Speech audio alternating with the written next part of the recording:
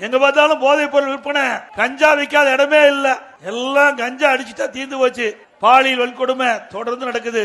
நீங்க பாத்தீங்கன்னா 2 நாளைக்கு முந்தி திருவள்ளூர் மாவட்டம் கும்மிடிப்பூண்டி பள்ளியில இருந்து வீடு திரும்பி கொண்டிருந்த 10 வயது சிறுமி பின்னாடியே ஒருத்தன் போறான், அப்படி தூக்கிட்டு போயிட்டான். எல்லாம் சிசிடிவி பார்த்தோம், எல்லா தொலைக்காட்சியிலையும் பார்த்தோம்.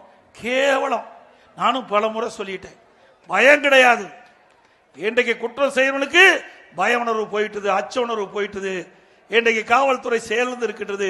ஒரு பள்ளிக்கு போய்கின்ற சிறுமிய அப்படியே ரோட்ல போயிட்டு இருக்கும் அலாக்கா தூக்கிட்டு போய் அந்த பாலியல் வன்கொடுமைக்கு ஆளாக்குனா நாடு எப்படி இருக்குது?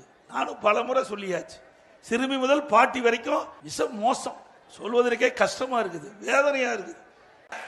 அவன் இன்றைக்கு சிறுமி இப்படி பாலியல் வன்கொடுமைப்பட்ட அந்த கொடூரம்னா இதுவரை கண்டுபிடிக்க முடியல. இப்படிப்பட்ட அரசாங்கம் தேவைங்களா? நல்லா சத்தமா சொல்லுங்க. ஸ்டாலின் காதே